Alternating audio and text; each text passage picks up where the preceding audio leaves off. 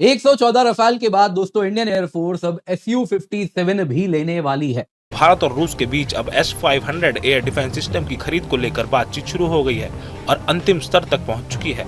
S-400 air defence system की बेहतरीन performance को देखते हुए अब Bharat S-400 air defence system की एडिशनल यूनिट्स के साथ साथ S-500 एयर डिफेंस सिस्टम की यूनिट्स को भी खरीदने पर विचार कर रहा है। भारत ने डिसाइड किया है कि कम से कम वो 6 से 7 स्क्वाड्रन सुकोई 57 भी लेगा। Su-57 फेलन ये स्टेल्थ फाइटर है, रशिया ने बनाया है। कहा जा रहा है कि ये that is going to give India a defence boost. Russia बहुत समय से कोशिश कर रहा था भारत को बेचने की, लेकिन दोस्तों अब यह बात है कि भारत ने इस मामले को आगे ले जाना ठीक समझा। इंडियन एयरफोर्स का कहना है कि 42 स्क्वाड्रन नहीं, यदि हमें चाइना और पाकिस्तान से जॉइंट थ्रेट है तो ये नंबर और अधिक होने चाहिए। You talk about the S-400s, now somebody saying S-500s, then there are 63 Su-57s in the play.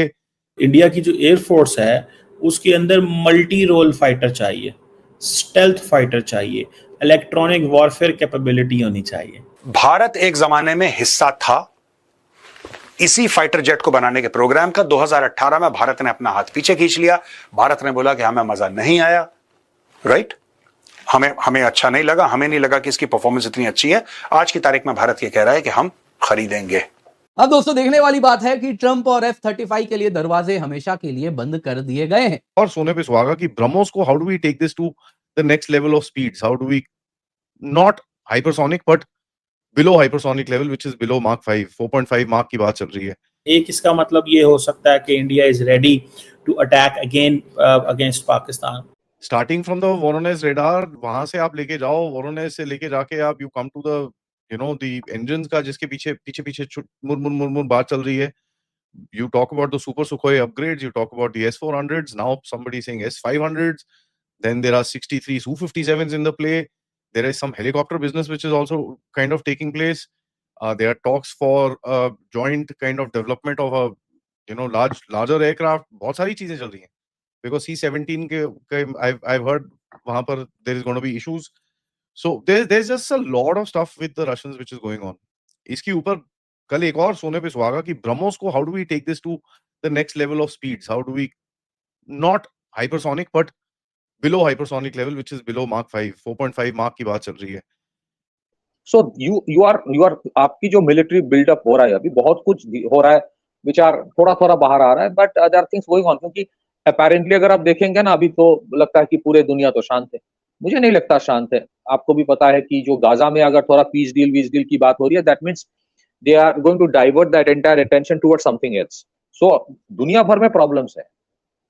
उस प्रॉब्लम में अगर आप रेसिलियंट सप्लाई चेन बना रहे हो गलवान या कोविड के बाद, रेसिलियंट सप्लाई चेन इसलिए बना रहे हो कि चाहे कहीं पे भी कुछ हो आपकी बेसिक इकोनॉमी चलता ही रहना चाहिए, और सप्लाई चेन बरकरार इसलिए रखना चाहते हो कि because you want to sustain the economy. ठीक उसी तरह आपने अगर मिलिट्री मॉडर्नाइजेशन भी हो रहा है, it is just to ensure कि आपकी बेसिक इकोनॉमिक एक्टिविटी बंद ना हो, क्योंकि आपके ऊपर अटैक होने वाला है। It may not be a full fledged attack but some और the other thing, you simply do not know what is going to happen. ये एक we are actually, it's a very interesting statement that came from somebody जो European Union से है, that वो कहा कि we are reaching the Franz Ferdinand moment. It's a very interesting statement. Franz Ferdinand moment का मतलब है द आर्क ड्यूक जो था उनके असैसिनेशन के बाद the world war one started. He said that we are very near to the Franz Ferdinand moment. We've been there for 3 years. It's just that, honestly telling you, because of maturity of leaders like Putin, who's been very, very mature and calm, उसकी वजह से बचा हुआ, otherwise तो this whole place would have been shot to shit. एक observation मेरी तरफ से ये है कि पहले 1914 से 1918 जो फर्स्ट वर्ल्ड वॉर था या सेकेंड वर्ल्ड वॉर था, वहां पे बहुत सारे देश इन्वॉल्व इसलिए थे बिकॉज दे वर कॉलोनीज। उनके पास ऑप्शन नहीं था then to get into a European war. But इस बार जो होगा ना, वो colonies have emerged as major power houses, so they will fight their own wars. ये it is very difficult to discount. I do not think अगर Russia Europe का conflict एक काइनेटिक सिचुएशन पहुंच जाता है, पहुंच सकता है कभी भी। ये अगर आप देखेंगे जो ईरान के प्रेसिडेंट का जो स्पीच था यूएनजीए में, द कंसिलिएटरी नोट जो उनका वो दे रहा था, I think they are giving that conciliatory note because उनको लग रहा है कि कुछ होने वाला है।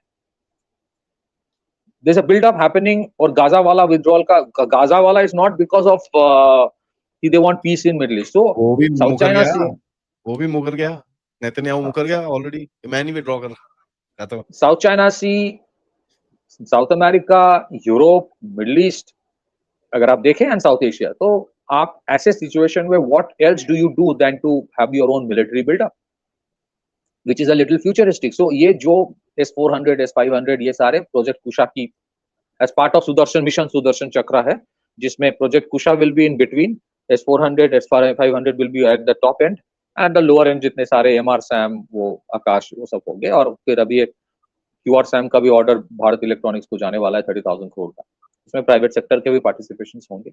You are building up not to fight a war in some other place, you are building up for your own defence, क्योंकि सिचुएशन खराब होने वाला है.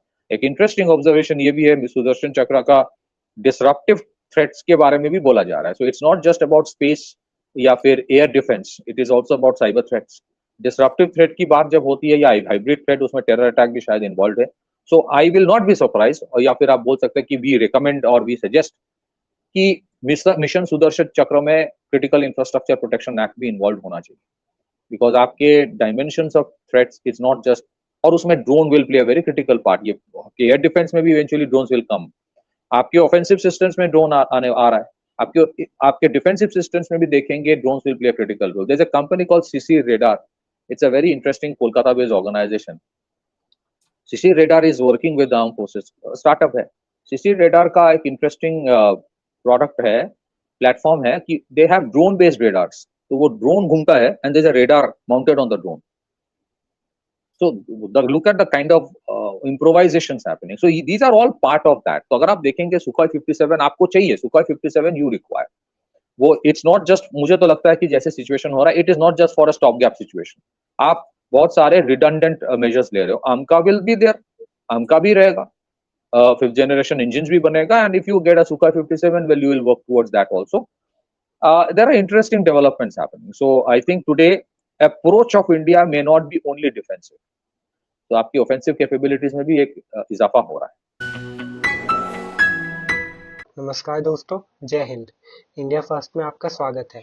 मीडिया ये चर्चा कर रहा है कि ऑपरेशन सिंदूर में S-400 की सफलता को देखते हुए भारत ने यह फैसला किया है कि भारत की सुरक्षा के लिए S-500 की आवश्यकता है, क्योंकि जिस तरह से चाइना के पास अत्याधुनिक फाइटर एयरक्राफ्ट है जो रेडार में पकड़ना बहुत मुश्किल है, और चाइना पाकिस्तान को भी देने जा रहा है, तो भारत की सुरक्षा के लिए यह महत्वपूर्ण हो जाता है कि Bharat S-500 air defence system ले, और साथ ही साथ रूस का बनाया हुआ 5वीं पीढ़ी का अत्याधुनिक Su-57 लड़ाकू विमान भी ले.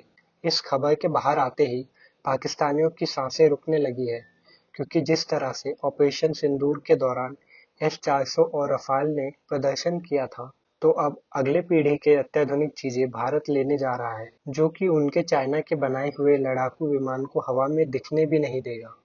रूसी राष्ट्रपति व्लादिमीर पुतिन के दिसंबर में होने वाले भारत के दौरे में इन सभी चीजों पे आखिरी मुहर लग जाएगी. जय हिंद.